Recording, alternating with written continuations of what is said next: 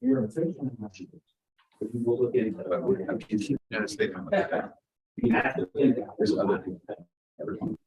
We're live. They ordered them. Yeah, it's a big one. It's been really well. Okay, I'm going to call to order the regular meeting of the Board of Park Commissioners. And this morning, board with us. I'm Jim Getz, the president, and we have Commissioner Molly North, our vice president, Commissioner Castellini. And then people you will hear a little bit more from this afternoon is our new board members, Phyllis McCollum and Kit Lee. So welcome, and we'll talk a little bit more about you in a minute. But first of all, the first agenda item is always public comments. And Anita, you're first. So Anita Buck is here to talk about Burnt Woods. You can't have a meeting, somebody complaining about the dog or the woods. So that's what. I'd like to introduce myself to the Commissioners McCallum and Lee as a fervent opponent of the dog park. No, I have no horns, no tail. I do have 30 years of volunteering in the parks and reserves. And I have to say, it is so demoralizing for the Burnt Woods volunteers to spend hundreds, possibly thousands of hours working in the parks, to have our opinions regarded. You know, the parks are very eager to have our expertise and putting together training materials about invasive control, and we've been rolled out throughout the parks. But then our expertise is discounted, and in citing this dog park, and it's just distressing. It's incredibly distressing. So, so that, and forgive me, the commissioners are not infallible. The public is infallible despite what they say, and it's not either, and we'll be fighting, and we need to fight. So, I think. Anita, we appreciate your passion, and we appreciate, and we are not disregarding anybody's opinions, and appreciate all the public input that we've gotten. Thank you. And then we also have Catherine Hamilton talking about Clifton as well. Welcome, Catherine. Thank you so much. My name is Catherine Hamilton-Hicks. I am a board member of the Clifton Community Fund. We are working towards writing a grant with the idea of hopefully installing a beautiful LP drinking fountain at the corner of Middleton and Mountain. Rosslyn Woods Bird Reserve. Just as last winter, a beautiful archway was restored and installed there. The book says, taking their left corner, a little twin gem, in between the two schools, Fairview and Clifton Area Neighborhood School. As you saw the beautiful bench and some very nice landscaping. And that particular corner is a major thoroughfare. It's like cheap over schools, and the majority of walkers in Clifton find themselves traveling down Middleton on the way. There's been a lot of interest from both schools in support of a fountain. This particular fountain that we're looking to purchase and donate to be installed. In support of a water bottle fluid switcher, a pet drinking bowl, and an ADA compliant drinking fountain. This is something that we're excited about possibly donating. We have previously submitted to the board letters of support from both of the school principals and the PTOs from both schools. They've stated that their kids, many of them participate in after school activities. They're running, many kids walk to and from school. Every kid is encouraged to bring a water bottle to school. It's been shown that having access to water improves academics. And the number of walkers in Clifton is very, beautiful walking in the neighborhood. We're very lucky to have access to all these parks. But it's a little bit of a water desert right in that area. The nearest water fountain isn't a store. It's almost, so I'm asking today if you please consider giving us permission to purchase and donate this water fountain to be installed. We're very realistic about it. We don't expect to do it this month, but until the next year, I would just like for you to consider please approving our request. I'm going to write a grant and hopefully get the money. I'd love to be able to find a fountain and have our group of community fund. Great. So thank you very much. Thank you. Thank you very much. I know our staff is aware, and so we'll wait for them to give us their recommendations. And thank you very much. Those are the only two public comments. Just as a reminder to everybody, we do receive comments all month long through email or other correspondence, which Tia and the staff transferred to all of us. So we are aware this past month, we got input on Smell Park, both about a request for the park to be open 24/7. We got an email on Smell Park related to an elevator that needed to have some attention. We actually received inquiry from the Cincinnati Cricket Club, and I assume that staff will take a look at that to see if there's anywhere that we can help them, or if that is better suited for a CRC type of setting. And then also continued public input and comments on Burnet Woods. So we appreciate all of that. Our first administrative action is to welcome our city solicitor. And we would ask that Emily, if you would like to have the floor to please swear in our new commissioners. Good morning, good morning. I'm happy to be here to swear in our new commissioners. So Mr. Lee, I'm going to go ahead and start with you. You want to go ahead and take a bunch of you. This is the hard part here.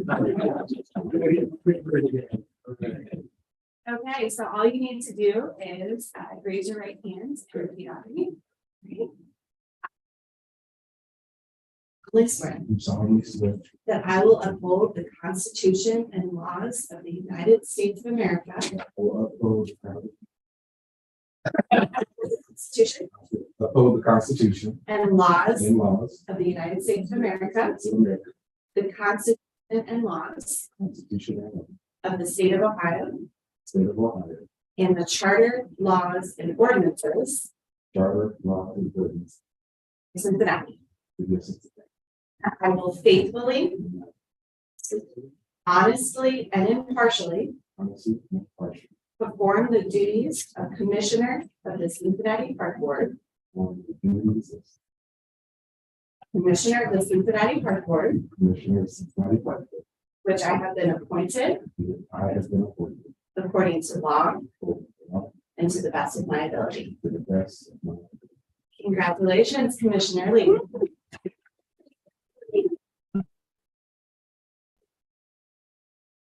That was a hard one.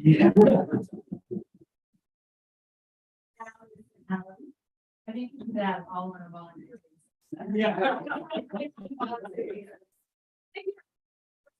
This because there is such a rich history that now you are a part of, and you are about to be part of volunteer service to our friends. Ms. McCallum, please raise your right hand and repeat after me. I, Phyllis McCallum, do solemnly swear that I will uphold the Constitution and laws of the United States of America, the Constitution and laws of the State of Ohio, and the Charter, laws, and ordinances of the City of Cincinnati. I will faithfully and impartially perform the duties of Commissioner of the Cincinnati Park Board, to which I have been appointed according to law. That's my ability. Congratulations, Commissioner.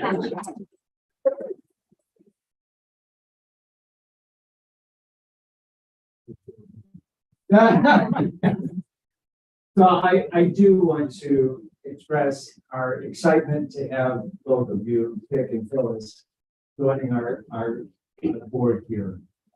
We try to have a lot of fun. We are pleased that we've got such a great staff that we can hear from during meetings like this, and more importantly, to get your ideas and your thoughts and then help us in decision making for Cincinnati Park. Welcome, welcome, welcome. And I'll open if you'd like to say anything to us or give us any background that would you like to have? I'm just saying, I'm very excited to be here and be a part of this amazing organization group. Hoping to bring fresh and everlasting change as well as ideas to switching parents' minds. So makes me very excited just to be a part of it. Thank you very much. And Phyllis, we'll give you that. Live downtown. I use the parks regularly and along the entire those parks, and I'm really excited that I'm in this position now. Thank you very much. And as Molly noted, this is volunteer, and we very much appreciate the time that all of our commissioners put in and dedicate this into part. So welcome. You're here day one, your voice and your comments and your input count day one. So thank you very much. You know, I also want to, Emily, while you're here, thank you for the support. We have Kevin Frank from your staff that's with us every month on these calls and has helped us quite a bit along the way. So thank you and your staff for the support that you give us at Center Parks. You're very welcome. It's a pleasure to serve. Thank you. Thank you. Okay, we'll move into the really difficult part of our agenda, and that is approving the April 20 minutes. Now, I know Kit, you will, and Phyllis will know exactly if these are correct, but I will look to those that were here and on site to are there any additions, corrections, or changes? If not, I'll entertain a motion. So moved. And second. All those in favor, please say aye. Aye. Aye. Thank you. Thank you, Tia, for another wonderful job this month. Our first, then we move into information updates, and Joel Gross, our manager, division manager. Welcome, sir. Morning, commissioners. Welcome, new commissioners. Looking forward to working with you. Kind of light agenda for once today, but first, I want to acknowledge a couple behind the scenes folks that have done a lot of work that you've been seeing in the past few months. Alex Sherlock is our master student from UC, and our new master student right next to her, Radhika Lippin, who just started with us this month. They do so much of the information gathering and putting together behind the scenes for Matt and myself and Chris. Just essentially any question we ask them, they're on top of it. They try to get the stuff done as fast as they can. So I wanted to acknowledge them today and tell them they did a great job. So, Thank you very much. You have a couple more Bearcats in this. thank you. You're not biased at all, but I have two action items for you today. I thought I just wanted to have three strike the payment improvements in consideration for this month. We were teetering right around the $50,000 mark. We procured prices for that under a request for quotation format. Above $50,000, we have to do an invitation to bid. So we're going to redo that. Won't cause any significant delay in the project whatsoever. It's towards the last thing we probably back on your agenda for consideration at the July meeting. Still be installed well before we need to be done. So item 3 on the action item list, I'm taking off. Moving back to the first two, I do need action on. The first one is for the Department of Natural Resources facility at Ludlow. We talked about several times. Lincoln is in the process right now of doing the interior improvements or the building improvements, interior and exterior. They're almost through with demolition right now. But the first item on the exterior is stormwater improvements. There's a catch basin essentially directly behind the building that floods, and a 15-inch pipe that is thought to go from there to the northwest towards the egress lane. That pipe's thought to be. We have a price that's broken into 2 pieces. The first piece is investigatory, and no matter what, we know the catch basin needs to be fixed. So Bruce is going to come in, investigate, televise that pipe, see if it can be saved. If that is the case, it may be a fairly cheap project, only $16,000. If that pipe's crushed, we've already had provision within this to go ahead and let them fix that so that we can drain that parking lot, tile the roof drains back in from the buildings that's put together. That's essentially what the gist of this project is for. Does this include downspouts that will be built or? No, sir, that is a part of the building, and that is covered under the $1.4 million that you already approved under the building exterior. So that's already included, but this, yes, sir, absolutely ties right into that. This catch basin catches all of these points, so it's intricately tied in. But the, Reason this project will making. That's what that's the surprise now. yes, ma'am, getting real close. Abatement was a big concern of as you are aware. They found a little bit of asbestos, or we were also aware of it and are encapsulating that. So that's really the only hang up that we were expecting. That now that we can see the other side of the roof, we don't see a whole lot of damage. Chris has told me it looks really, really good. I haven't seen it in the past week, but no surprises. The worst thing is we know we had to take the roof off anyway. So the understory of that looks really, really good. We don't expect any more big change whatsoever. Two more pieces of the project that you know coming up. The fence would be the third piece. The initial bid was $63,000 with our 10% contingency, so we expect somewhere in that neighborhood when we come. If not a little better, hopefully not much worse whatsoever for having to do the invitations to bid. And then the building, as we talked about before, it's on the back lot of this can be pushed if necessary. So essentially, once we do the fence, we've done everything we absolutely have to do to get it secure and get it to the staff that work in it.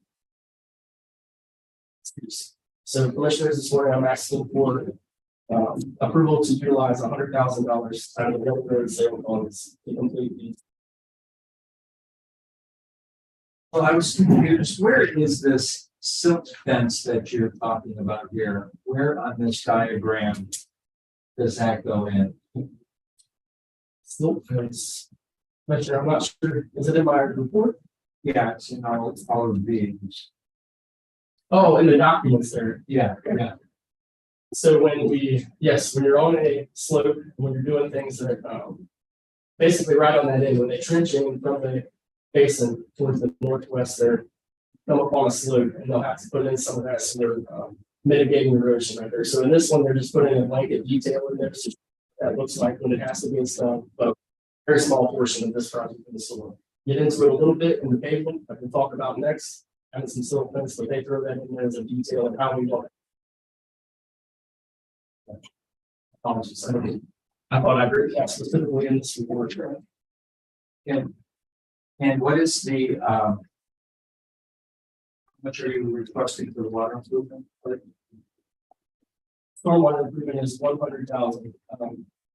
At first, we had the contractor break it into two parts. If the pipe is found to be good, we're only going to utilize potentially $13,960. They're going to replace the catch basin that ties into roof drains, or pretty much has to be done. So that $14,000 is if this pipe is. Maybe we find that it's just got debris and grit in it or something that can't be jetted. Because we tried to jet that and can't be screwed in the middle. Tried everything they can do, but it requires more than that. So hopefully that pipe is good. So we wouldn't have to dig it up, put in brand new pipe, and then refill the asphalt back over top of it to make the parking lot the same. That There's no way they can line the pipe. we assume that this is. Yes, ma'am. We can certainly ask them that, but that would essentially, as we found out, the Fulton be almost the same cost. So we've been 5-10% of the same cost in that. You think that this one's crushed at the point where the egress is, there's a big retaining wall right there and questionable pavement over the years. I'm sure a big truck's going through there that should have been. We think it's crushed from that end. There's no water's running through it. It just sits in there. So absolutely, that's a possibility. I'm just taking time. Be faster to find it. Not sure. We have to do pavement to widen the egress lane anyway, so none of this is going to take any time whatsoever. We've got enough room on the site at the moment that where we can have 2 or 3 vehicles on the site not getting in each other's way. So we're in good shape in that end. But yes, we could absolutely ask for a line or a pipe bursting price, but we think it's either just blocked by concrete debris or something like that, because it takes that whole back parking lot. So it very much just to be full of sand and gravel and stuff. So we're hoping that that's the case, and it's only $15,000 project. So I can't remember how we were. Receipts from the sale. Then we just have to make a bunch. It's from the fund that they assess that sale. Okay, but we don't have to sell it. The sale money has not been transferred. The sale documents are put inside. So this will, when we get those funds, it'll reimburse. Correct. Yeah, But now we probably have to approve funds from. believe it's 752. Boom, who's 10 months in? Craig's been teaching me. That's the fun there. Yeah. You know, perhaps what you can provide to us, since this is a large project and we knew we had to do this. If you can give us a summary or projected summary of where we are in the cost of this full project, including add there if we are going to move forward with the garage or building back, so that we have an overall picture of the entire project. So this is in general where we're at, and we can give you the, I think we're specific, but in general where we're at, we approved 1,450,000, included that $50,000 contingency for the building itself, and that's the interior and exterior of the building. And then we've got 4 exterior projects, which we often call exterior projects because they're not like the side end of the building. They're set conditions.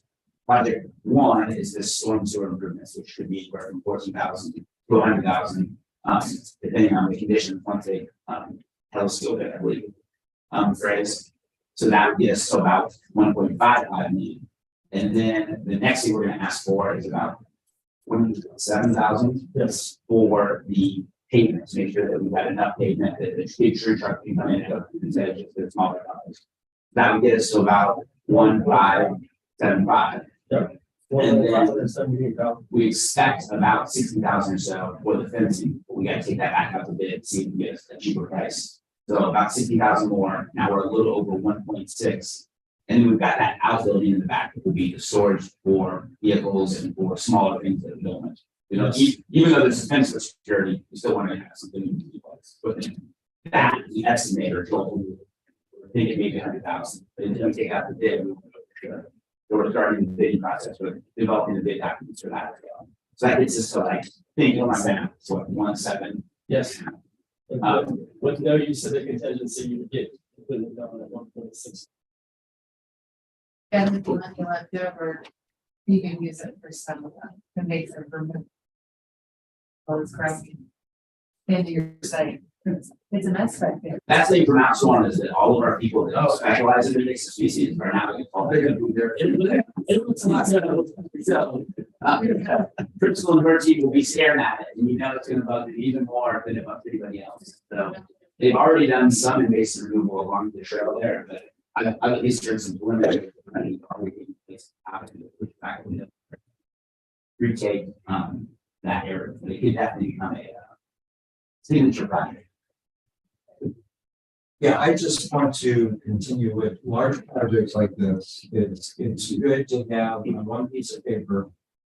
Here's what our anticipation of this project is, source of funds, and then it's a way for archives as well as for one meeting to the next to remember all the numbers that are involved. So any other questions we have? And what we'd like to do is, as Joel's doing this, go ahead and vote on the individual requests that he has so that while he's here and the issue is fresh in our minds. So Joel, again, you have before us a request to approve $100,000 for the work to improve the water improvement. Yes. So is there a motion to second? Is there a second? Second. All of those in favor say aye. Aye. Those opposed? Great, thank you, Joel. Thank you, commissioners. We'll get that moving right away. I just have one more question. What are the net proceeds from the NIH? And then the additional funds that are left over from this, the intention is to use those for the Beal Road and Hannah's, including the Green Space TV. As well as the budget facility that we're in finance. Yes. Okay, thank you. I have one more action item for you this morning, commissioners. It is pavement that we were just talking about in conjunction with the same project. This is to widen the egress lane on the northwest side of the building. There's, you see, they're just essentially too narrow to get tree trucks around safely and maintain access in and out of that building in a loop setting. So this is to widen both the ramp that goes down, they're essentially going to tear the out and redo that. And then at the road themselves, they're going to widen that apron as well to make it so it's a straight line coming around the side of the building to get out there, as you can see. And the one that Tia's got shown right now, just a realignment project and making that useful for bigger equipment than the police are used to having there. So they're going to put 9 inches of asphalt on 2 inches of granular subbase, which is super strong for that kind of trucks. The trucks aren't even that heavy. When they're loaded, they're heavy enough for when they're pretty high business there. So pretty straightforward project with that one. There's 26,986, which we're asking for to include the contingency already. So we're asking for approval on the same project. The reason we brought this one, even though it's under 50,000, was the exact reason that commissioners had that concern, just to document that we're showing you every dollar that's on these big projects, not sneaking something in for 25,000 here that you're unaware of in the total of the project. So that's why this one before you just want to just, I'm asking for approval for 26,986. Joe, while you got that up, where is parking? Where will the staff park? It's a great question. So behind there, we know that the PD had it striped a certain way. We talked about striping it now, but we're not quite sure how the flow of traffic is going to come around there. So we've done some preliminary looks at that. The consensus is we're going to allow Crystal and A and essentially a U to see how they funnel their stuff through there. There's plenty of parking space. That parking lot's bigger than it looks, certainly. They had 150 boats working in and out of there, 50 cars in there at any given time, so there's plenty of space. We're just not going to strike it yet until we see how it's utilized and see when the final position of that building is set. So those are some reasons we haven't struck it yet, but they have plenty of parking for the staff, including the tree trucks. But like when it snows and find it where people really walk. Because there's rather than put people use it, we're gonna let the cars and we're gonna kind of figure out what's best for the team. So there is a proposal or a request from staff for $20,000 for this contract. Question, please. Do I have a motion? So. Second. Good. Okay. Any other questions? If not, all those in favor say aye. Aye. Thank you, Joel. Thank you, commissioners. I'm going to highlight a couple of construction projects this morning, but not read through all these, but absolutely feel free if you have a question on a specific one to let me know, and I'm happy to answer them. This morning, our Lidl from the Ludlow facility, just so you all are aware of big projects that are going on in construction right now. Lidl, there's been a ton of movement this month. And then a few things and some pictures that the one that Tia has up right now should inform me. These stairs that face the Autograph Hotel, and then the one right below that shows them pouring those steps. So a lot of big concrete pieces are going in this month. They've also completed the walks adjacent and parallel to the fire lane that goes around the Autograph Hotel. A lot of movement on that side of the park this month. Also, the fountain itself, all of the plumbing and the vault has been set in that picture that you see showing right now. That shows them the vault is set. That's where all the mechanics will go, where the pumps will go. And you're seeing all the pump piping going in right now. That vault out of the electrical as well, and it's tied into the pumper station in one other place. So that's what that picture shows right there. Lots of movement on that. Plumbers are in, I believe, this week doing final plumbing and setting up, getting ready to pour. So you can see there, even that's a little bit later, the foundation poured, and they're getting ready to pour right now. So lots of movement on line of this. In your anticipated or hoped for completion? They are certainly on pace to be ahead of schedule. I don't know that they'll be done by October. They have till November 10th, I believe, to be 1 year. My actual guess is sometime in October they're going to be wrapping up and get ready to do stuff. Okay, Bernie, how's the playing through doing? It's awesome. It looks awesome. But Matt and Garrett have looked at it many times. They're actually prescribing some additional help for it just to make sure it's doing well. We're moving it. I'm sure it's not messing with the roots, but yes, it's budding out nicely. We've been keeping a really close eye on it. It's looking really good. I was like, this is important, and we're thinking about taking down the ratchet straps, strapped in the movement. I was like, oh no, let's keep it safe. Like the minute director, like the ratchet straps in sunk. And I'm like, that seems bad, should we tighten them? And they're like, no, that means the tree is pulling itself down. So it's those loops, that means the tree is resituating itself. So I enjoyed learning, but it was kind of really neat to see kind of nature take hold and It's a free itself. Let's face it, it's a Christmas miracle. Still may disagree with all of the TLC that went into that. Thank you. You're very welcome. Any questions on Lytle? If he's interested in touring it, I'm sure we could get a hard employee to down there to check it out. I stopped by last Friday, kind of wandered around to check out all the stuff kind of on my own. So he was happy. It really is neat to see a fountain kind of, there were like 3 guys down in the big bowl, putting all kinds of interesting stuff. It was really neat. Confident either. Yeah. It's been an awesome project, a lot of interesting components in this one, learned a lot, so.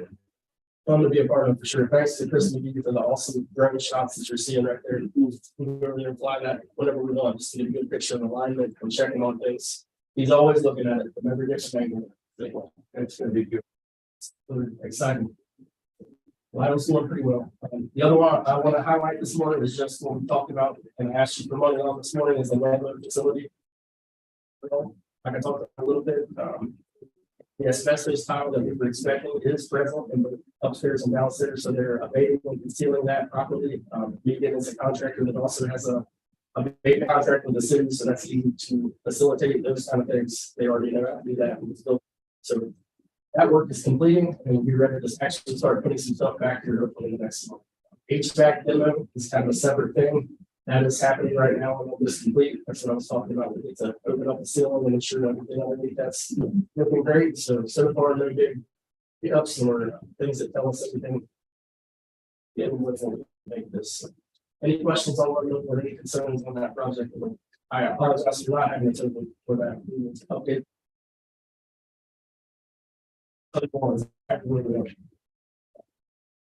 Let's see.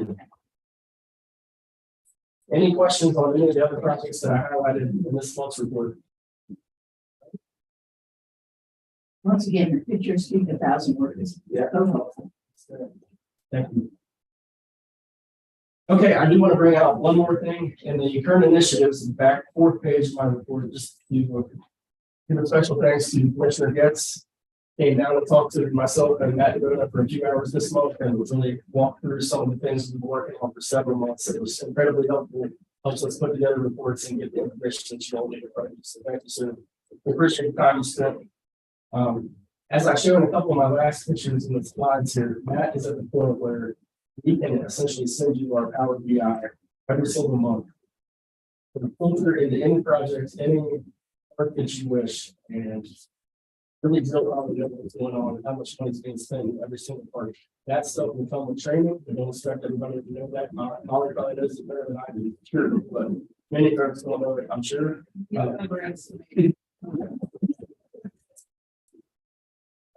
But in any case, Matt's going to send along some videos with us, which will be able, and obviously he's more than willing, I know this to help individually. So your man's road, if you need help going through those things, it's meant to be a tool for you without a burden.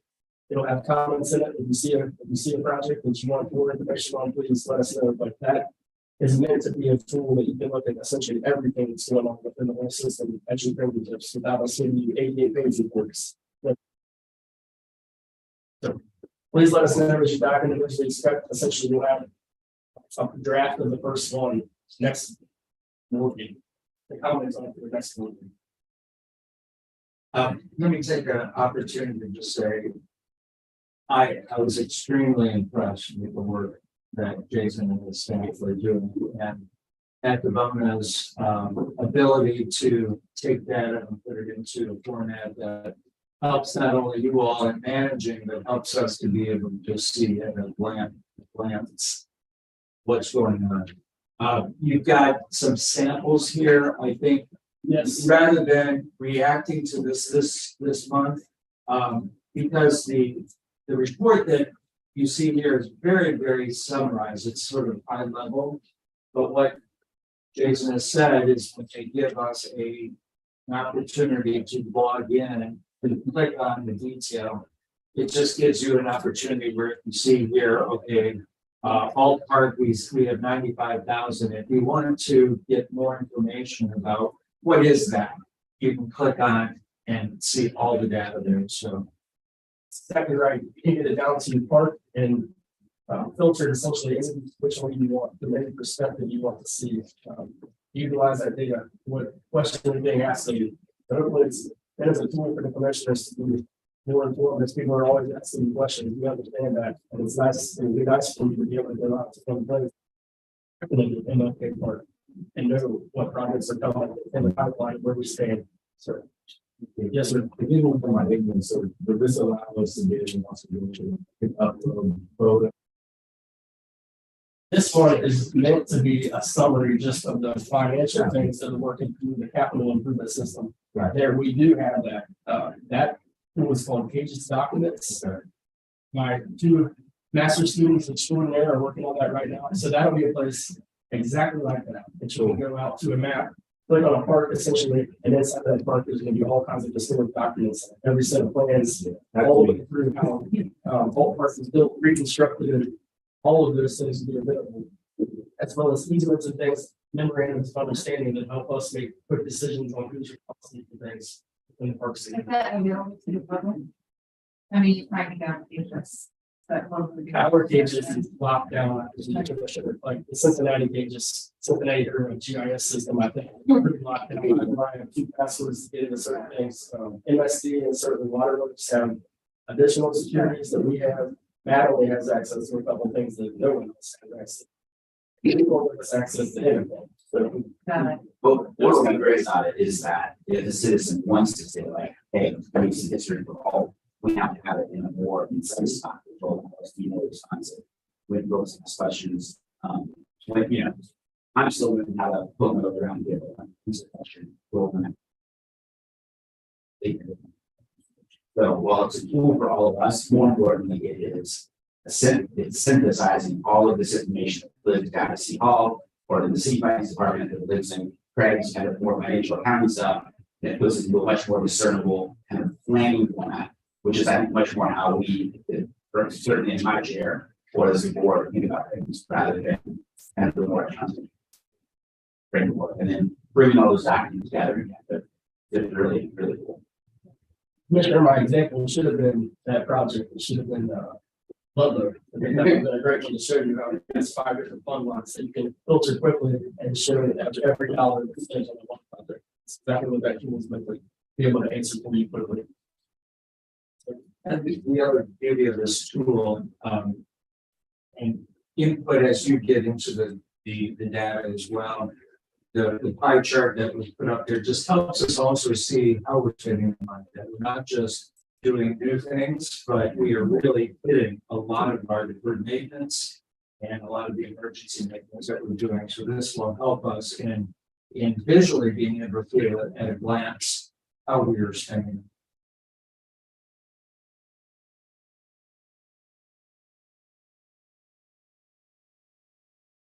So our main project focus, I just want to bring to the attention things we're still working through. First one, we just got a quote back yesterday and I have not looked at everything yet. That is all in French Park and water mains that we're replacing there. We have the plans, we asked for bids for those things. We talked with purchasing about how to do those. I believe the answer is that we're going to get out to do 2 of those as an emergency.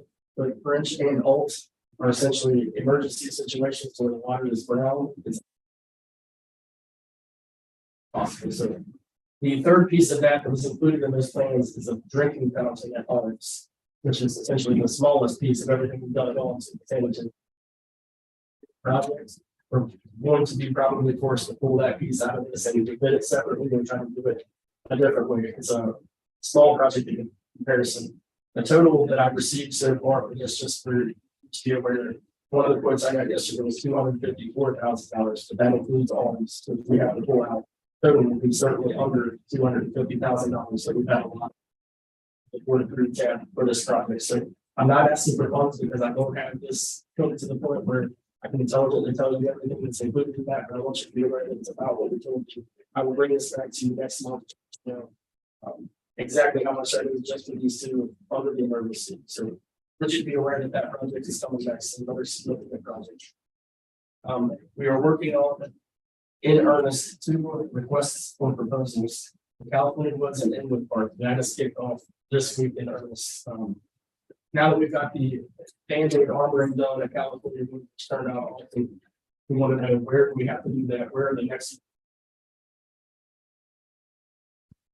a request for hydraulic analysis, things that I can't do in-house to figure out how we should invest spending the money we have a lot of California things. That's the requested proposal for you to review before we send it out later early this summer, and then have those documents out to start the design process if necessary sometime this summer. And would pretty much the same timeline of those.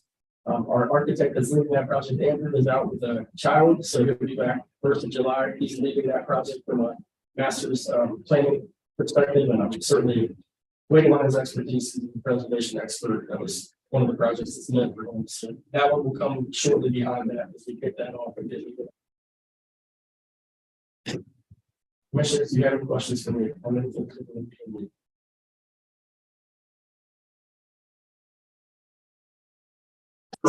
Yeah, that's the for his staff. There's writing, just obviously in the Burnett Woods dog park. Where are we on this design? preliminary design, not to the point where it's ready for anyone to review that. And not completed design whatsoever. What's your timetable for that? Whenever, if you tell me a deadline, I will make a deadline. That's where I am. They don't prioritize it on the other things that I've got. Like,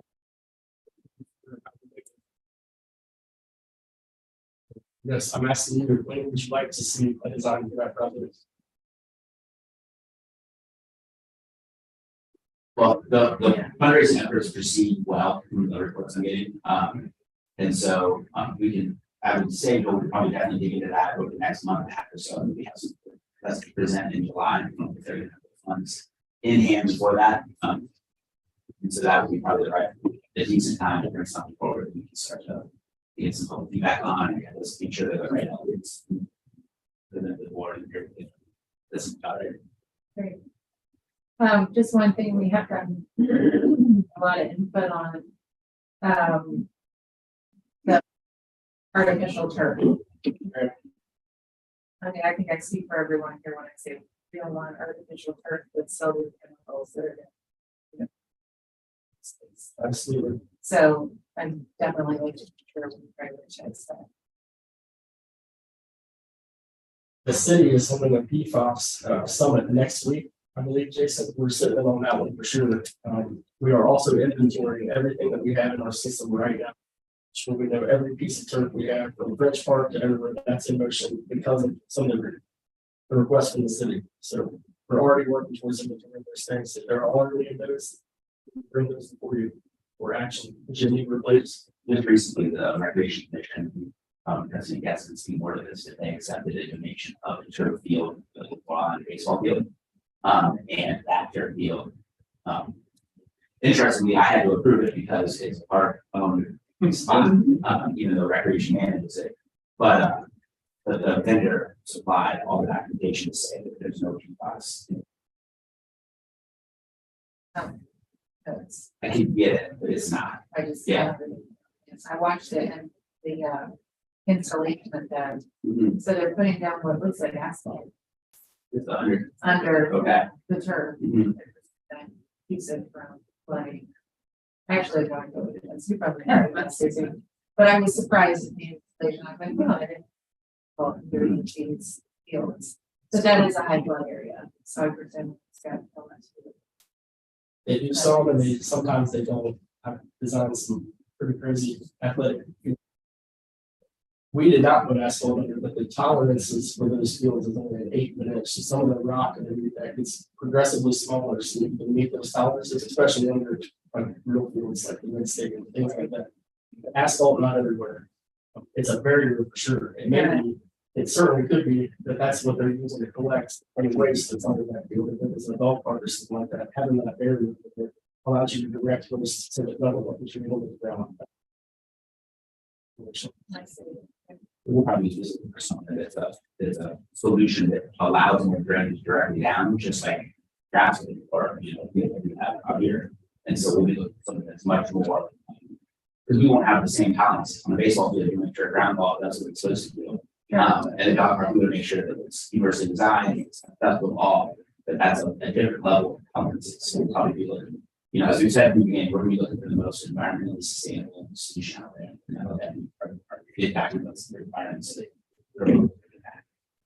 Apologize for the delay too, but as Jason's talking, essentially, we're trying to make sure that when we set a precedent for doing these things, it is environmentally sustainable. Remember, with no PFAS in the turf. I also don't like no turf. I've been looking at that as what happens if we just don't use turf and have a dog park, which from what I've seen at Summit, which I go to quite regularly, I don't like that, to where it's just always gonna be above it. So that's your alternative, for not using something like that to stabilize the ground.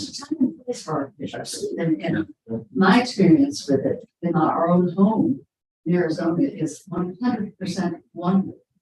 I was afraid it might cause trouble with the olive trees and so on that are out there. Well, it's been perfect, just perfect. It's an asset, that is absolutely right, but you have to make sure, very much like you said, that you're not hurting the environment. Yeah. We'll ensure that we're doing that as we're designing this, so taking that into account. Thank you. Yeah, we have, Jason alluded to it, but with the CRC board, one of the CRC board members has to be one of the 5 of us. And so at the moment, I am the representative on the CRC board. So I'll keep you all informed if there's things going on at CRC that impact us. And as Jason said, there's many CRC locations that are on our own property. So there's many times that Jason would have to sign off and approve on something. We have, just in the past month, we did an additional FCC mini pitch at one of our CRC fields. That was artificial turf as well. And as Jason mentioned, the baseball field that's going in down on the riverfront is also artificial turf. So there are a number of places that we've done as a city. This is also an excellent example of the last meeting we looked at, and I'm probably getting further to get to this document. Governs what needs what level of board approval. One of the things we adjusted in the document was to allow certain approvals to happen at the director level if they keep normal business of the city running. So for instance, a property that CRC manages is currently a ball field. CRC decided they'd like to accept this donation. That's moving that along. If CRC was like, we're going to get rid of a ball field and turn it into a water park, that would be something that would be a change in the use of that property, and that'd be the kind of thing I'd bring to the board for approval. But since this was everything was kind of staying the same, that's kind of a great example of why we get that. Yeah. Thank you for recommending. Oh, sure. Double time it. Thank you, commissioners. Anything else from you all? As usual, and staff, thank you for all the work that you're doing. Great work. So we've got an HR update, and where's your scooter? Welcome, Terry. The HR.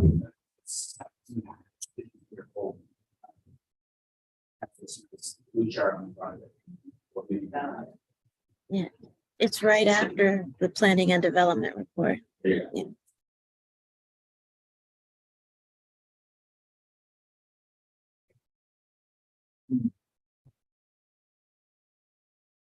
One. You'll find out. Oh, I was gonna say the whole report is. I'd like to start by introducing to our new HR analyst, Sherry Green. Yeah, I'm excited to be here. So I'm actually new to the city of Cincinnati. I come from the University of Cincinnati, and I was working administratively there for the last 11 years in the School of Design at DAP. My background is in recreation and park administration with an emphasis in therapeutic recreation. And I just completed a degree in December, a master's degree in human resources. It's always been kind of something that I've been passionate about. So This is a little bit of a curve in my career, but I'm really excited to be here with the same. Sounds like you are a perfect hire for us and with your knowledge of Parks and Rec, that's great. Sorry, had immediate impact. We like there too. So. Yeah, I'm settling in pretty quickly. So. Welcome and thank you. Thank you. Appreciate it. This place needs Stewart. Absolutely. It's one of those fun job interviews where you're like, seems right, and you commit or two, and you're like, now we're just gonna fill up time. Yeah. Like we're looking at just a good chair and yeah. So look, we have about 18 full-time positions. You'll notice that the administrative technician position has 4 vacancies and it just says, here we go. The thing is, we have 3 interviews today. Hopefully at least cut out the drop it. You'll see the florist have an accepted offer. Happy about that. It's an internal candidate. And we will support meeting. Service crew leader. That should be posted. The week of May 22nd. Project Risk Management Leader, this is a real critical position because it's in front service. I'll give a more detailed update on that, but they need some help with it. So. That management position, that's a huge impact. Just sure. Treatment is crew leader, treatment worker. We're working on those classifications with person employee. HR. The union is about department. Get a little sad, but the treatment crew leader should be going to council soon. We're working on the ordinance. Even the treatment is worker, right, or the arbors, the classification should be going to city council soon as well. That's the one that's. Truck driver, we're moving on that position. Electrician, that's been on here for a little while. I just emailed the central charge to see what's going on happening, get that through our vacancy review board so that we can. It's a really quick onboarding process. Supervising engineer, we are reviewing, actually, I'm sharing those applications, so we'll be faster on that. A senior administrative specialist, grant writer. I would like to give a little bit of an update on that. Up a little bit and we post that in July, if we want to have information more related to grant writing. Here are the civil service rules and the contract. We'll have to do this, which isn't.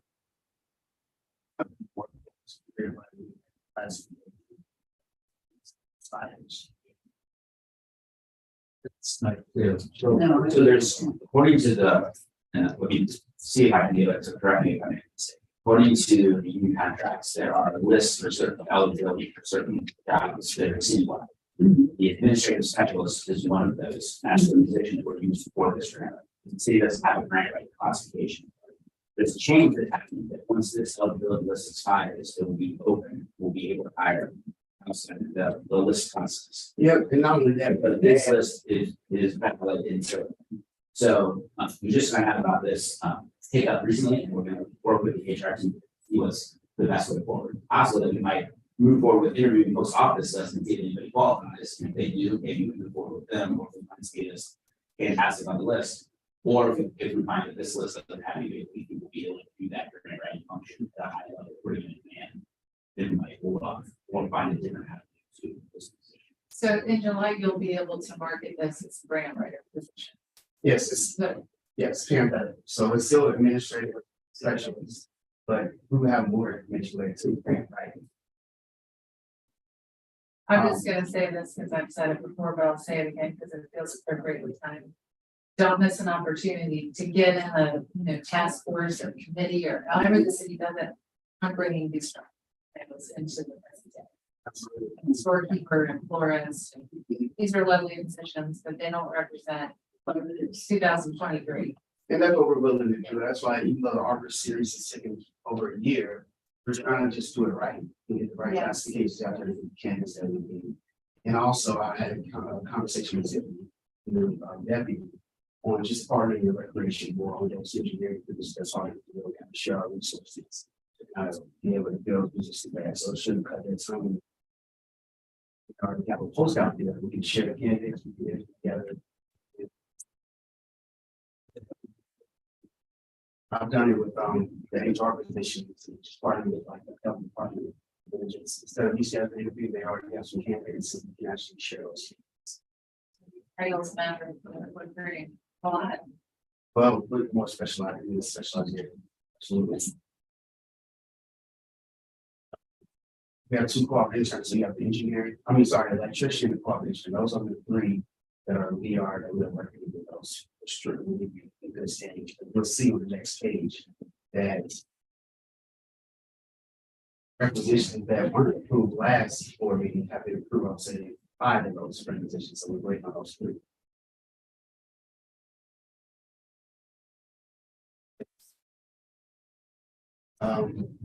Then we'll look at the 7 part-time positions that we currently have posted on the website.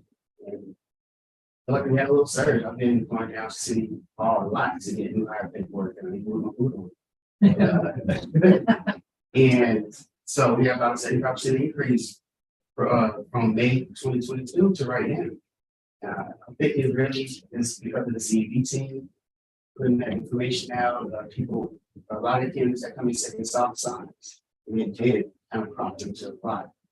What do these numbers represent, the 350? Total applications for all 7 positions. Okay. And that's a big date. I think I have. It shows how much of an increase in the labor market has changed. Folks and that candidates. And I think part of the reason why we did was and part of the reason I think our manager's done a really good job of getting interviewed fast, partnering with me, and down to stay on. I think that's the reason why we're not losing in that process. Well, here, this is also appropriate time. I've been studying these parks for 30 years. And at this time of the year, I really don't think the parks ever much better than they do right now. I mean, the flower beds are full, they're mulched. Spring is a fast mover, a fast moving animal, and it's very difficult to get in front of. And you have, I mean, I'm sure part of this has to do, Jenny, with having basically one job now. And that's great. So, well, in part for sure, but it has a ton to do with. That's huge. The labor market has changed, but the management of our HR function is really bigger. And then showing up on perks, they would have me.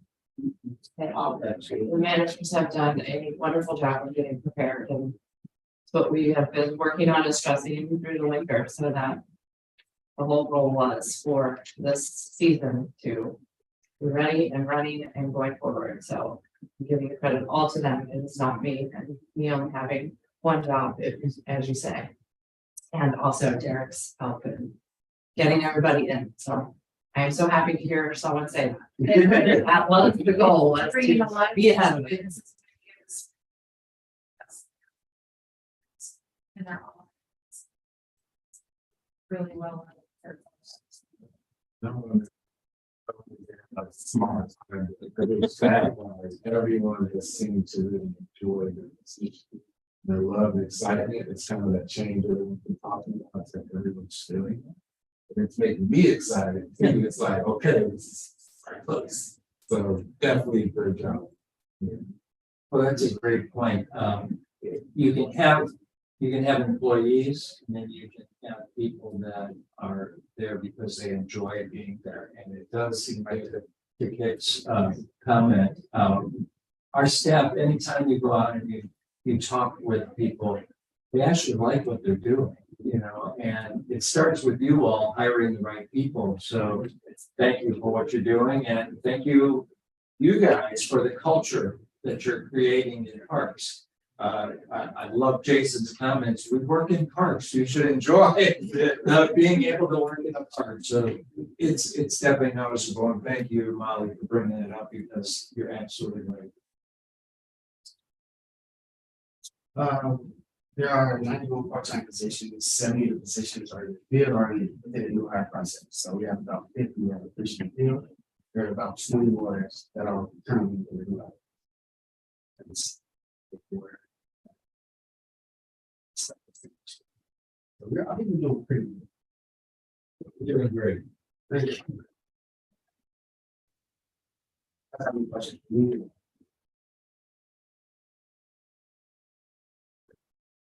Thank you very much. So we're down, we've got through section 3, information updates, action items. We've covered A, B, and we moved C. So now, Craig, we are to D. That's got your name. Good morning, commissioners. Good morning. So this is our report for the in-kind donation. Request for approval. So we received $30,404.91 from the Parks Foundation of in-kind donations. The majority of that was for the new wolf statue. It's going to be installed back at Twin Lakes. So the staff respectfully request that the commissioners approve the in-kind donation from the Parks Foundation. This is great. I should note that I just received an update at 1 a.m. last. The wolf statue is being poured in Italy.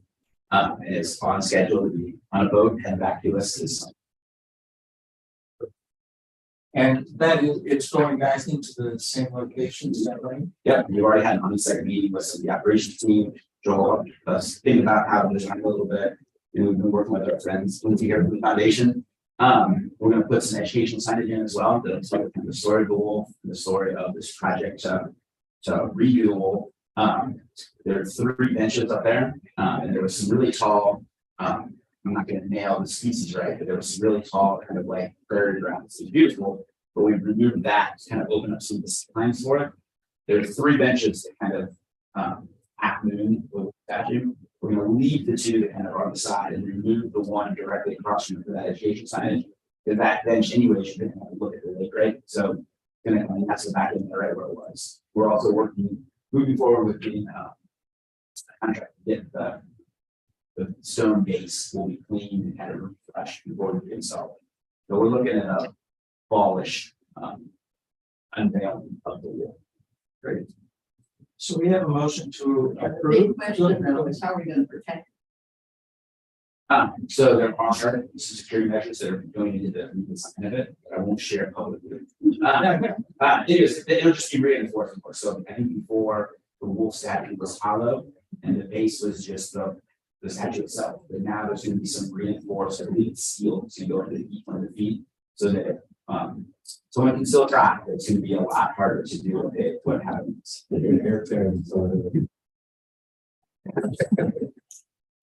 of the, to that point, one of the comments I was going to bring up with from CRC is they are looking at new cameras going in to a number of places. So it's something I thought about that as we were discussing it at CRC, is if there are certain locations in our parks that would be beneficial to everybody to have eyes on the park. But that's something that I know, Jason, you've been involved with the camera systems as well. One of the things that Interim Director Casella did last fall was to survey other park systems and some of our peer cities area and to talk to some park organizations about how public art is secured in general. And what he found is that most public art is not secure in that way, right? And sometimes you talk to police officers, oftentimes cameras can be seen as this like on TV, but the reality is that there aren't staff time to like monitor campus full. So that's their deterrent or help in solving the crime. But oftentimes, unlike on TV where you just hit the enhance button and it does the color of their eyes, that most public art just is out there and it's relied on being solved well and designed well. So yeah. whether it's this installation or other parts of the park, you know, the CRC, it's more like for, there's a lot of people, except for security reasons, so. So we have, a motion on the floor from Vice President North to approve the $30,000 of in-kind contributions. Is there a second? Second. All of those, any other questions? All those in favor say aye. Aye. And as usual, we want to thank the foundation for ongoing support, and especially this, with this amount of work that went into the replacing the statue. That's a great thing with the foundation that's helped us do. Well, thank you guys. It's a beautiful piece of art. Oh, And Susie, the storytelling will ensure people won't misinterpret what it is.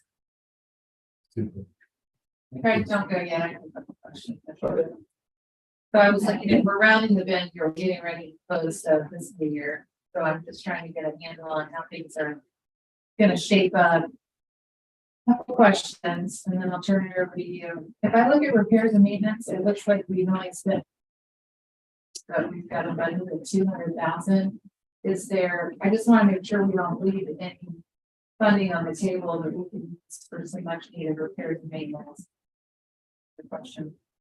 The other one is the year-to-date revenue. I mean, obviously, we're just killing it. You know, with cancer back, it says Crohn's back, Crohn's past all expectations. And then the lodge and pavilion deposits also really strong this year. But then when I look at the associated expenses on deposits, we're way under, and I'm just wondering what that just, it says it's due to timing of disbursements, but that doesn't big gap. Okay, we will start with the repairs and maintenance. And one thing that we're gonna work with in fiscal year 24 is looking at consolidating some of these expense types, because what happens whenever we receive requests for expenditures, what we would deem as repair and maintenance, it would fall under like professional services or potentially under a equipment purchase instead of a repair of a refrigerator or something, where it would fall under a different category. So one thing that we're looking for there is the consolidating these. And when I visually look at this, I always look at things as like a 7,200 expense code, which is primarily all your professional services, or 7,300 expense code, which is all your supplies, horticultural supplies, normal supplies. Then you have your 7,400, which is dealing with taxes and other types of rental fees, or rental of equipment. So one thing that we're looking at is consolidating some of those so it doesn't appear that there's large gaps. When in reality, those expenses were just assigned a different expense code. And that can change since I've started year in and year out, depending on which way the money is flowing down. So they request and they'll ask us to change the expense code to something else. So the money's being spent, it's just being spent out of a different line item. What we look for is that whole like 7,400 money, 7,300 money, 7,200 money. Nothing that doesn't deal with salaries or benefits. We look at that whole as a bucket.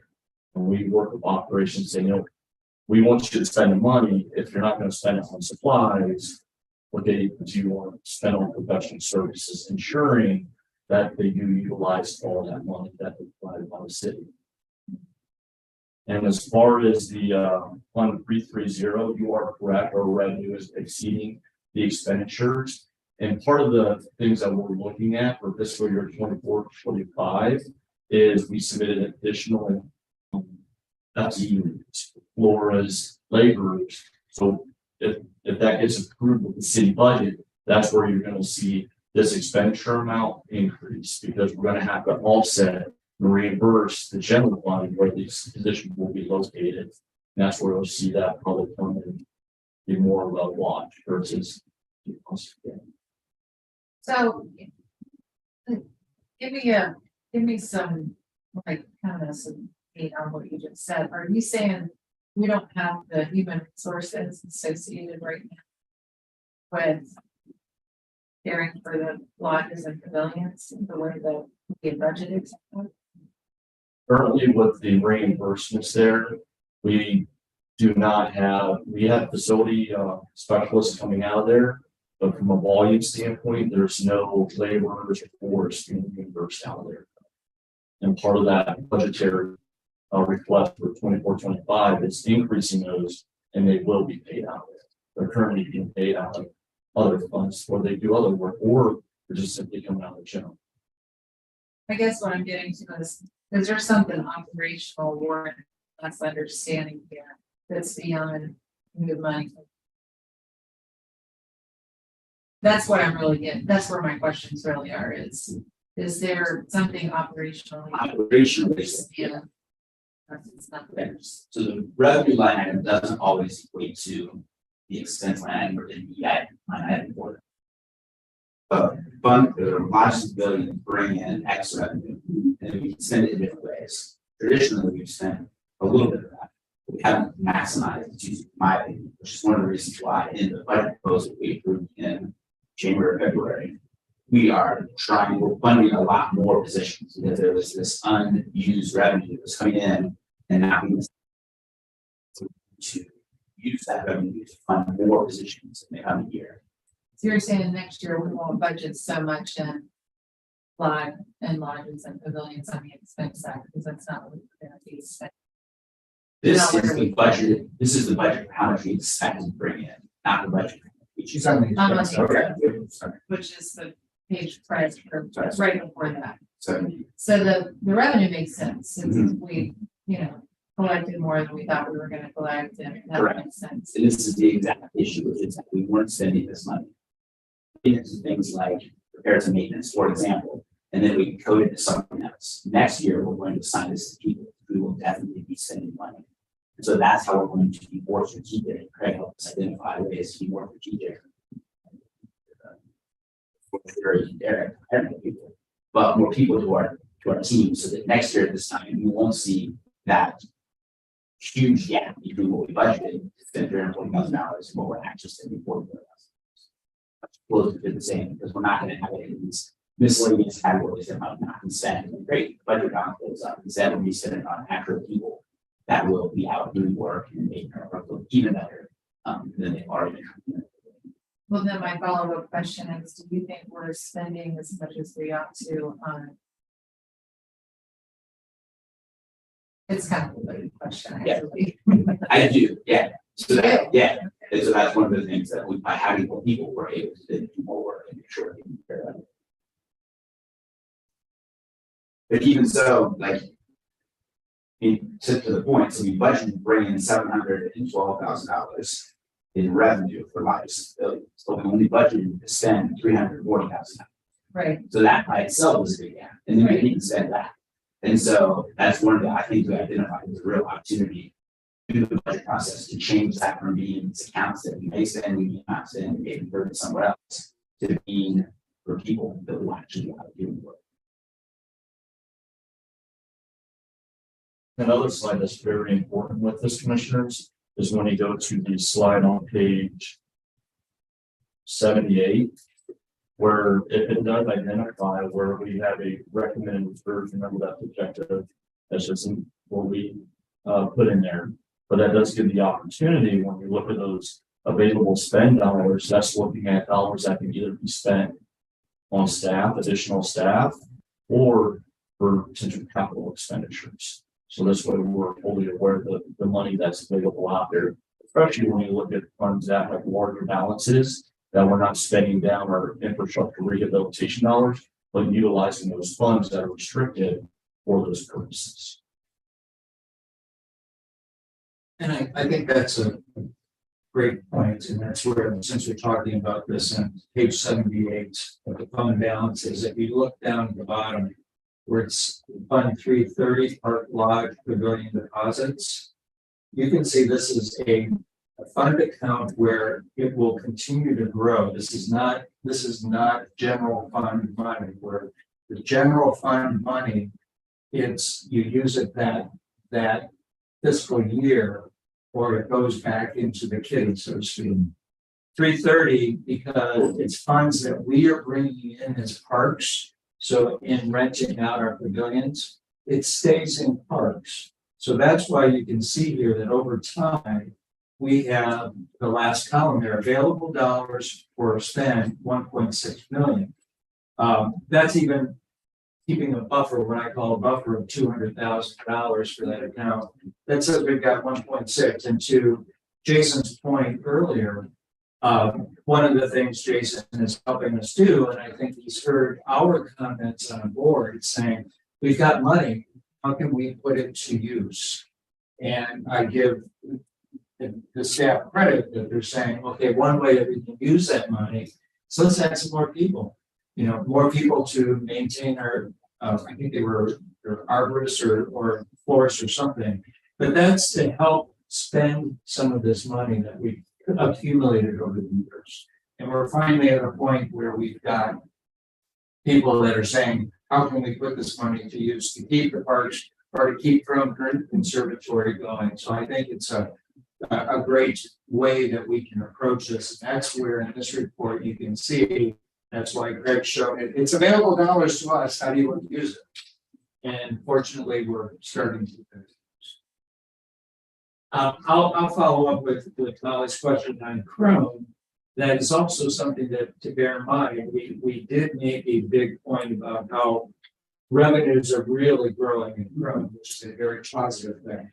You look on the expense side though, and much of that has been eaten away. We're still in a net positive position where Chrome is bringing in more that we're spending, but it's not at the $250,000 increase that we have over budgeted.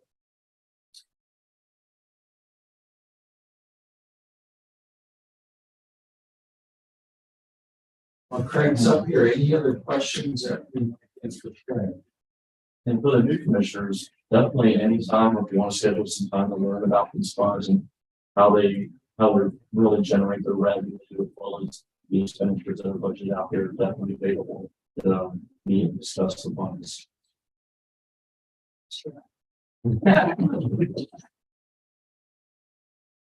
It's a different animal when you talk about fund accounting, government accounting.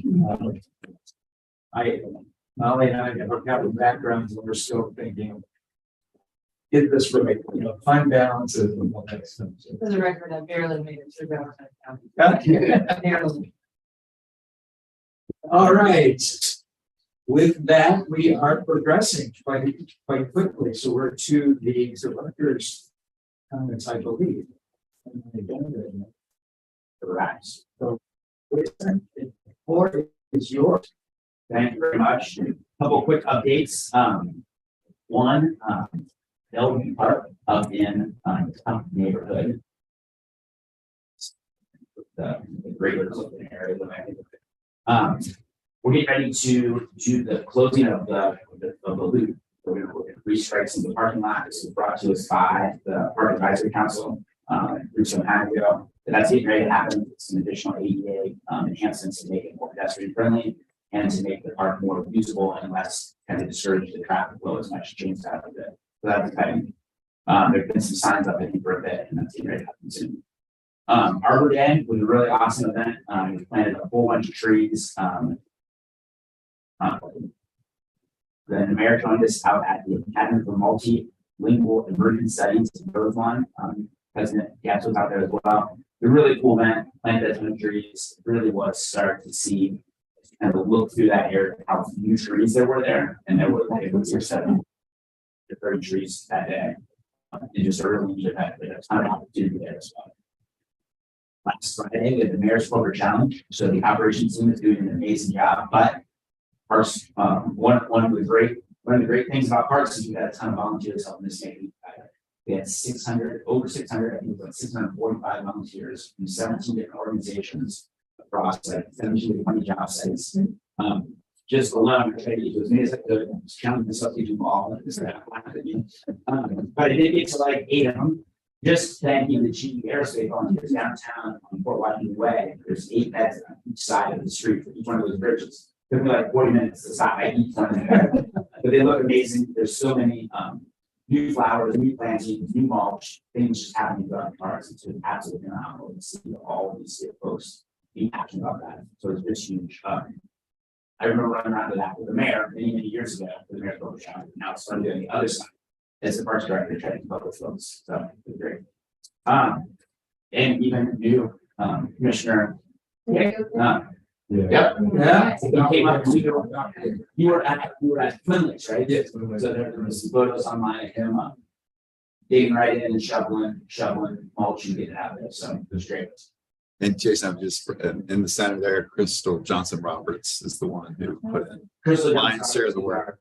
Is our volunteer czar, and what she's doing is just absolutely amazing, that she is, I often will pass over the hall, and I don't want to meet you, I never see her, and then she's always out doing stuff. And doing stuff every weekend, she's out, she just knows all of these volunteers back of her hand. And she also went out and she is undertaken over the last couple of years under Rocky's leadership, switching to something called Better Impact, the way to track volunteer hours. Yes, we always appreciate volunteers, we hate to ask them to do things. But Crystal's done a great job of getting our volunteers registered there, so we can track our hours. It's so important to be able to report out what we're doing instead of just giving estimates. But we have to actually report out the numbers we're doing, and then we can use that to be sometimes a match for the grants that we're applying for, because the grants and the informal labor really helps us quantify what we're doing, which is essentially this. So he's good at it. Yes, the other thing I'll mention with that is that volunteers can go online, they can actually see a list of volunteer opportunities. So that's another thing that Rocky and Crystal have put together for volunteers. So it's a great way, and Crystal pushes out updates on I don't know if it's monthly or quarterly, just a volunteer newsletter that goes out and just encourages people to volunteer and says, here's some key volunteer opportunities that are coming up. So I'll echo Rocky, you and Crystal are doing a great job on engaging community and volunteers. We can really fill up the morning congratulating. Really is amazing. So every time it comes to something, it's like, oh, we gotta talk about this. And that's the fun part of this job, is being able to personally say thank you to you guys for what you're doing. Asian, their newsletter, Absolutely. and what they put out. And again, the volunteer opportunities that it's terrific. It's really necessary. Volunteering is necessary to running the city park system. Absolutely. So another great community engagement opportunity, we were at Glenway Park, Saturday morning, or we were near Glenway Park at a CRC facility. And we did a community engagement session about one of the projects that the Cincinnati Parks Foundation are raising money for us for, is to help redesign that park. We actually learned that Glenway Park is commonly called King Park in the neighborhood. It exists because they built a water tower there, a water tower like in Mount Airy. And then apparently sometime in the 30s or 40s, it blew up and they were filling it up. And so that was a one-time price of flooding. And so this is the community kind of, so we came up to dig in, and Tyson was like, all right, this is homework. You guys are gonna get the links to this, you guys are gonna give me the stories for this, because it's a really interesting story. They never actually built the water tower in part instead. And so we're working with the foundation and with local folks to raise so many amazing organizations. Santa Maria, Grace of Will, others working to kind of come up with some conceptual ideas and of course bring you guys to approve. We had a park and really breathe some life into that. It was awesome. It was really fun event. The Lafayette Trail Marker, which Tia just previewed for us. This was a project brought to us by some of our there's a national effort to document Marquis de Lafayette journey through America. He was invited back by president, but in the 20s, he was 1820s. He was invited back. He was the last living general from general, he's like 24 years old. And he came back from France and it was a kind of political unrest over to kind of settle right down up right in airports. And so we just installed this trail marker down by the paddle wheel, right near the Red Stadium. I mean, it looked great. It was really fun event. Had a great turnout.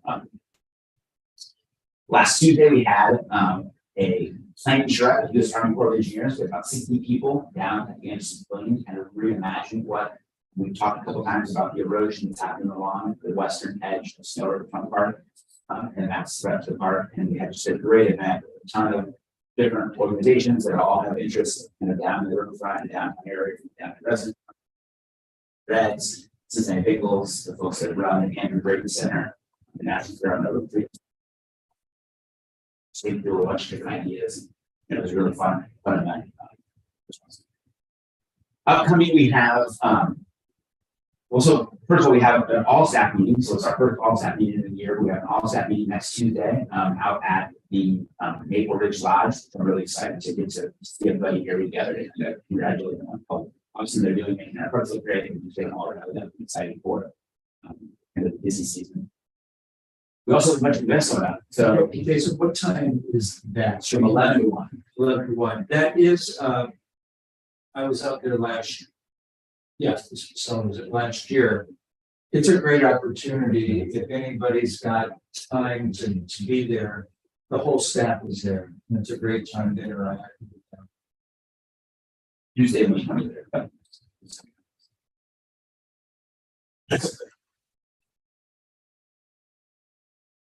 So we've got a bunch of events coming up, the Snail Family Fun Days. These are popular monthly summer events hosted by Parks in conjunction with the foundation.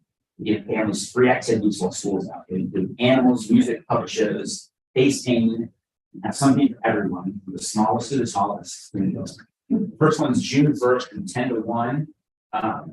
And then also July 6th and August 3rd. So fun events about information available on all of our social media channels.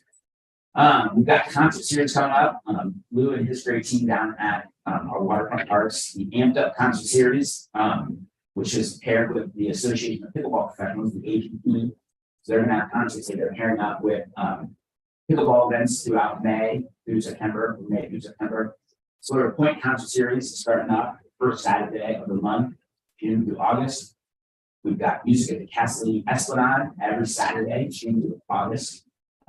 The acoustic lunch series at Pike Park's coming back. I remember that from my days living over next to Pike Park. That's 11 to 1, Wednesdays and Fridays, June through August. And lastly, Rocking the Road, which is every Thursday, May through August 31st, at the Snail Street Lab Launch. Just events galore. That first of those is tonight. There you go. And the tournament that was Yeah. was nationally televised. Yes, big deal. A $35,000 cruise, right? Yeah, presentation on how the way we would do the camera been set up, where the secondary cameras, where the analysts were, the things you didn't know you have to think about. Really, such a great story. We're happy that I think I written on that at the end of my third week. So, anyways, just lots of amazing stuff going on. Just everything's moving along, and I always think we also like to we're getting to do this awesome job. The next section of the agenda, we just have open time where any commissioner can bring any question, comment, issue that you'd like to bring up. So that's the open forum process that you've got. Is there anything that anybody would like to bring today? Questions for the director? Commissioner. It's a lot of people know, when they're coming, there's some fresh ideas and things. One thing. There would have been for various parks and finding a way to reactivate them. I'm sure there's a process and some things kind of learn about them. I definitely want to take some time to walk through one. I can say I prefer the park because that's the one that really seeing what steps need to be taken to get to that point. It's gained a lot of traction and support that I've seen.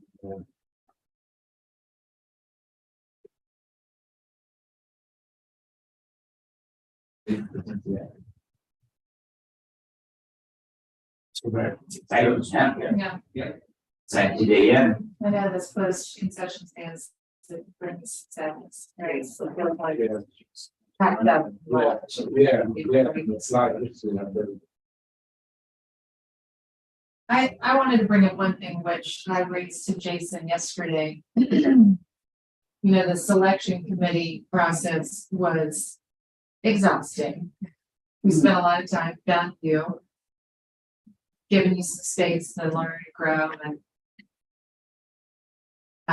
get the team up to speed, which is an awesome team. I'm so happy with Brittany's how it works right now. And I've only been here for almost 2.5 years and it's just never been better. I think that you all have joined at a really good time when we have the opportunity to do a lot of good stuff, even in the years before I came. There's been some tumults. So at the conclusion of the last director's service, we had kicked off some thinking around developing a plan.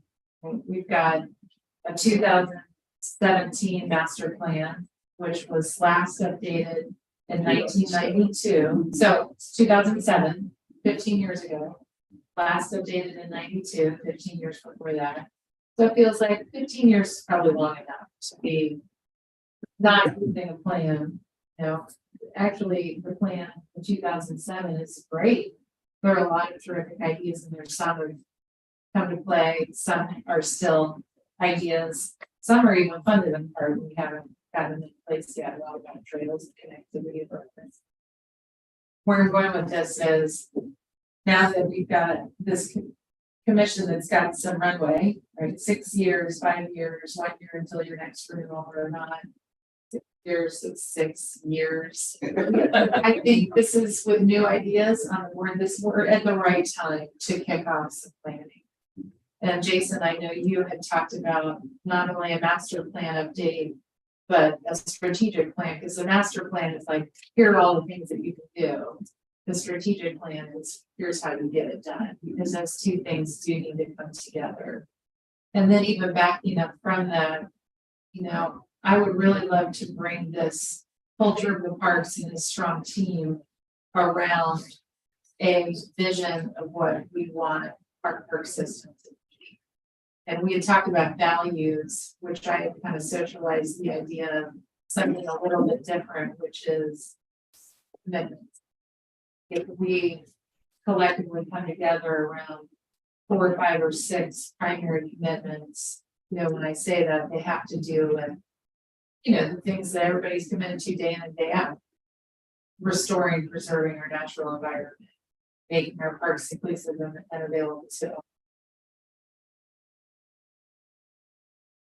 We could probably all go off on our own and come up with what those are.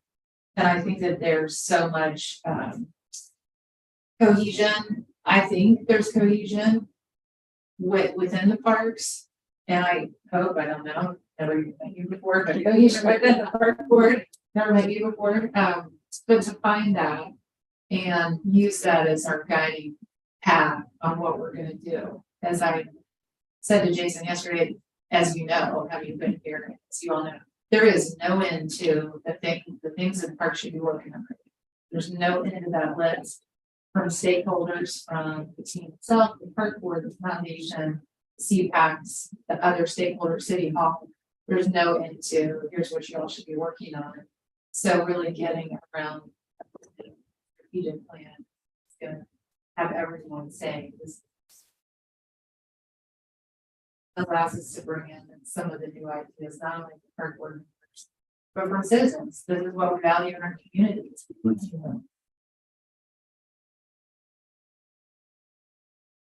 I agree. That's just me exciting to get started on that. So You don't have to stop anything you're doing. You know, we don't have to pause any projects to say, oh, we can stop and make a plan, but we will also have to say we can only take on so much while we invest our time and resources in developing. Because it does take some effort. And I think it's difficult sometimes when you're so busy, you're like, we need to slow down and stop doing this because we need to stop and make a plan. Why do we need to make a plan when we already know all the things we need to do, but I know it's cool. So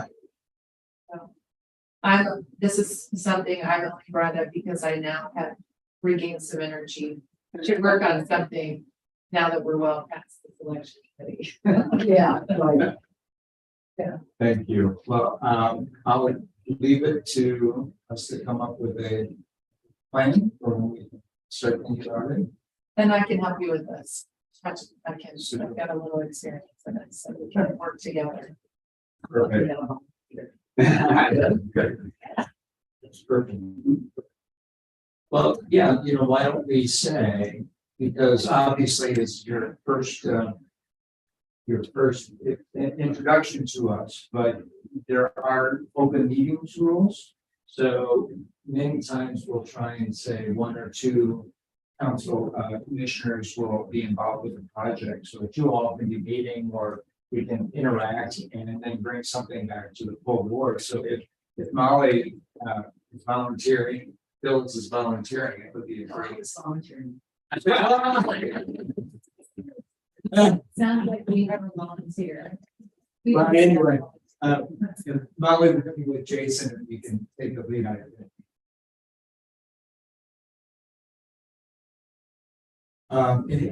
One question I had brought up that was again sparked from our CRC. Do we have a safety or risk group here at Parks? Maybe you can tell us a little bit about it. We do have a reformulated safety committee, Okay. that Jane Mobley, that Director Jane Mobley is the chair of. I sat in, I think, on the first meeting of it, and then there have been several meetings of it since then. I'll always come in the whiteboard that's usually, will be covered with all kinds of ideas. And so we're implementing various different projects now. There's been a really great, we were really excited about how many people from across the park at various levels in various parts of our system that volunteer to be on it. So it's a really diverse group with a lot of different, folks bring up a lot of different things. I think they form committees. So we have that and we can provide more information. I just want to make sure that we're doing that. That's a great thing. We owe it to our employees and make sure we're doing what we can to ensure it's a safe environment. So appreciate that. Yeah, I know as well from Derek's perspective that Sherry and the other new hires that he's bringing in will help focus efforts in those areas as well. Some of the things that maybe he couldn't put all the attention into, his new staff members will be engaged on. As we continue to try to do what she does at all times. But she did get us obviously started and is doing a great job. And then as their team fills out, they will be able to take on some of that training component and some of that organization component. So, Very cool. I'll just also report that we do, and for your information, we do have an investment committee. You will hear more about that. There's some reports in here as far as our endowments. But now as a commissioner, you are one of the trustees of about $20 million of endowment funds that were left to us by citizens back in the early 1900s for our parks. That the park board of commissioners are the trustees. So we have put together an investment committee where we are meeting quarterly. Craig leads us. He is our point person from a staff standpoint, reviewing how those funds are invested, where they're invested, just monitoring any decisions for this board. It reports to this board, just to keep an eye on that on a monthly basis. So we met this month. I've asked that we do a report, let that committee come at one of our future meetings just to give us an update on where they are. They're community people that are volunteering as well to help us on that. So it's an opportunity for them at some point to come and report to us. and that 20 million or so of endowment funds have just like have proceeds of that every year. And that proceeds it goes from being investments to being basically a checking account, put it in kind of personal banking terms. And in that checking account is what's commonly referred to as the commission fund. So if we look at, or specifically Fund 430, well, when we look at kind of the various resources that we have for different uses, the commissioner funds, some of them are tied to specific parts that they use in specific purposes, but it also has some leeway to use some funds that the commissioners are able to appropriate for different projects and different priorities. So you'll commonly hear the term commissioners funds. So that's what that is referring to. Any other comments, questions, input? If not, then we'll just wrap up again. And I'd like to echo what Commissioner North said earlier. Thank you all. Many of you are staff people. You make things happen. And thank you for all the work that's going on. It's an exciting time in parks. I've said to these two that you're coming in at a good time. It's a great organization. We appreciate it. Welcome you once again. Look forward to your input. But go out and enjoy a park. And with that, I'm going to draw our meeting to a close. Thank you very much. So,